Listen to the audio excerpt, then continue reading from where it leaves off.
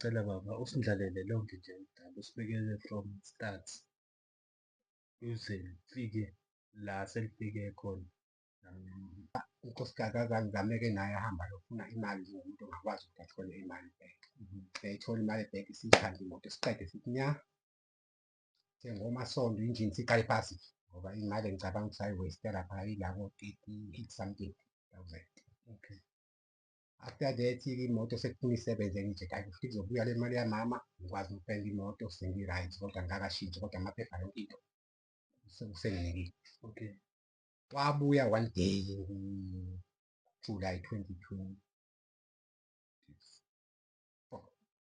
Yeah.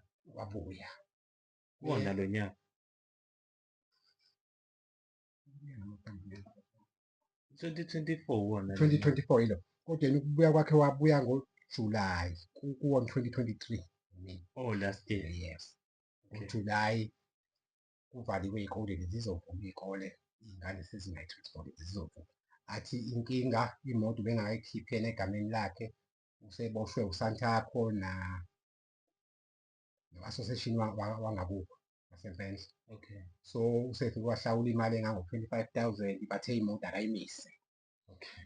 Ngoba ayikabuyeli egameni lami bazobiza mina naye before kuvulwe iy'kole. Imoto athi uyayithatha base ngithi ishiye ngala kuthiwa imali iyabonakala emgaqweni kuzodatshulwa iy'tifiketi zakhe. Njengomuntu wangasemakhaya-ke kumele sixoxe kahle naye ngimnikeze Imali wena umnika imoto ukuthi iyoma laphaya ngithini sibiza uSantaco before izikole zivulwe iyoma kuphi kwakhe.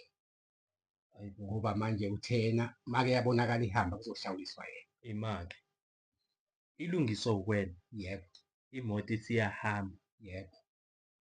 Kwase kwathi kumele uyithathe uyoyipaka kwakhe, hhayi la kuwena. Ngoba uma ngabe ngiyipaka la ngizosuke ngihambe ngayo base nedatshubele nezitifiketi kanti bathe ingahambi bengakangibizi mina sinaye kaSantaco. Ima-ke i-change of ownership bese niyenzile. Bengakashintshwa i-ownership ngoba bengisayilungisa bengisenza zonke izinto lezi ukuthi ibe right engajahe ownership. Wayethe nje uma ngabe sengifuna ukushintsha i-ownership ngithinte. Okay, hhayi awusiqhubekele nestori. Ngithi kulungile awuyithathe-ke ngoba kona ngeke ngikwazi ukuthi ngihlale nemoto iphila ngingahambi ngayo. Ahambe-ke kanjalo angiboni sekuzovulwa izikole basethe nizongikhulumela nosibari wakhe onekhono sami elihleli. Ngiyalazi-ke nami lasibari wakhe hhayi mase kuvulwa iy'kole sengithi athi angifonele usibari wakhe manje yena ubhizi ukude umuntu uyadrayiva ama-truck. Mangifonela usibari wakhe eyi manje ingane yakhe seyithole iy'ngane.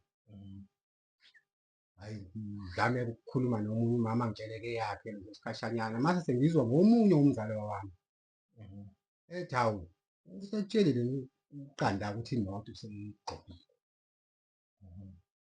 Hhayi bengakangitsheli base ngifonela-ke mina ngithi mina ngeke ngoba imoto bathi isamile kunemoto engiyitholayo ngicela ukukhipha i-enjini yami namathayile nje wonke ngoba vese ngiwathenge kweyinye nezinto eziphilayo ngizifake kule ngoba ifile yila kwasuka khona inkinga-ke manje. Wathi akekho kwakhe ngathi mina ngoba ngiyazi kwakho nonkosikazi wakho uyangazi ngizohamba mina. Ngifike ngikhiphe loko siyishiye leya ngoba uSantaco unenkinga nayo sengibuye nayo.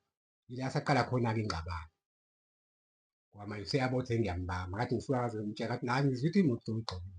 Wathi hhayi ngizokukhokhela imali yakho ngalo ngiyake ngimfuna. Wathi kwagcina sengibikela nabafowabo abadala base bathi bona hhayi kunokuthi silwe ngoba kukhona nobuhlobo obukhona angimfake enkantolo. Naye soke sithukuma. Kwathi sekusuka wangifonela ebusuku kwakuyisonto. Wafona ngesonto ebusuku kwakoshaya o-10.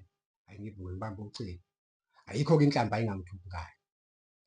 Ngihambela kuyena ngesichaka ukuthi ngayikhanda imoto akusho ukuthi leyo mali ngamsula yena ngayiletha leyo mali manje futhi uma ngabe kunokuthi ngifuna ukumbona ukuthi uwubani kwamanje uzofika lapha azongibulala.